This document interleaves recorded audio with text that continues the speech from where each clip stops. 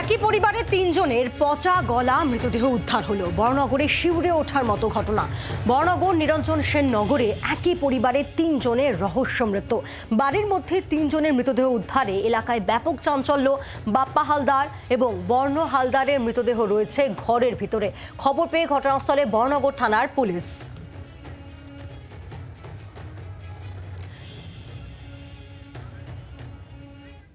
আমরা কথা বলবো, আমাদের সঙ্গে সরাসরি রয়েছেন আমাদের প্রতিনিধি রনয় তিওয়ারি রয়েছেন আমাদের সঙ্গে। রনয়, একই পরিবারের তিনজনের পচা গলা দেহ উদ্ধার হলো, স্থানীয় বাসিন্দারা কি জানাচ্ছেন, কিভাবে মৃত্যু হলো, প্রাথমিকভাবে পুলিশ বা কি বলছে?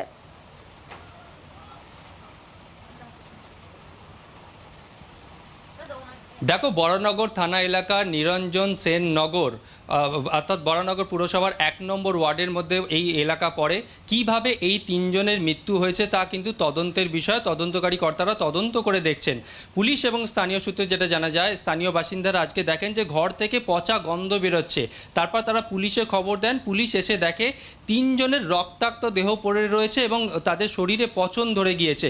শঙ্কর হালদার, শঙ্করবাবুর ছেলে অভিজিৎ হালদার এবং শঙ্করবাবুর নাতি, এই তিনজনকে রক্তাক্ত অবস্থায় পড়ে থাকতে দেখা যায়। এখনও দেহ ঘরের ভেতর রয়েছে, আর কিছুক্ষণের মধ্যে দেহ বাইরে নিয়ে আসা হবে। এই মুহূর্তে শঙ্করবাবুর মেয়ে রয়েছেন এখানে, তাপসী অধিকারী। তিনি খবর পাওয়ার পর কিন্তু এখানে আসেন। তার সঙ্গে কথা বলবো। আচ্ছা, আপনার ভাই, তার কিছু সমস্যা ছিল, মানসিক সমস্যা ছিল। এলাকার বাসিন্দারা বলছেন তার বিচ্ছেদের হওয়ার পর, তার স্ত্রী চলে যাওয়ার পর মানসিক অবসাদে সে ভুগত। আপনার সঙ্গে কি কখনো কথা হয়েছিল এই বিষয়ে? হ্যাঁ, ওর ধারণা ছিল ওর ওর বইয়ের নাম মুনমুন।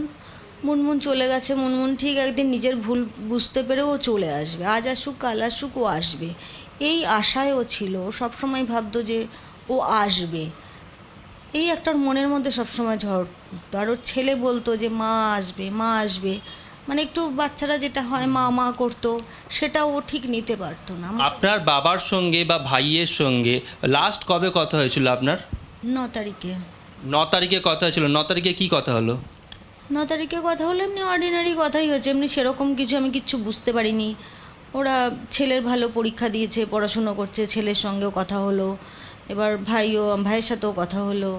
বললো যে একটা ফোন কিনবো দিদিভাই, কী ফোন কিনবো? আমি আবার বলে দিলাম যে এই ফোনটা কেন। তো সেদিন কি বাবার সঙ্গে কথা হয়েছিল আপনার, শঙ্করবাবুর সঙ্গে? বাবা একটু কানে কম শুনতো, তো বাবার সাথে আমার কথাটা কমই হতো। বাবা কানে শুনতে পেতো না ভালো। আপনি এই বাড়িতে শেষ কবে এসেছিলেন? আমি গত রোববার এসেছি। তো বাড়িতে এসে তখন কোনো রকম দেখেছিলেন তাদের মধ্যে মানসিক সমস্যা বা কিছু? না, গত রোববার আমাদের একটা শ্রাদ্ধের নিমন্ত্রণ ছিল।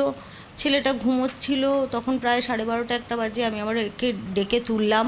রনয়, বোঝাই যাচ্ছে যে কিভাবে এই কাণ্ড ঘটলো তা কিছুই ভেবে উঠতে পারছেন না পরিবারের আরেক সদস্য যার সঙ্গে তুমি কথা বলছিলে। ধন্যবাদ তোমাকে। একই পরিবারের তিনজনের পচা গলা দেহ উদ্ধার বরানগরে।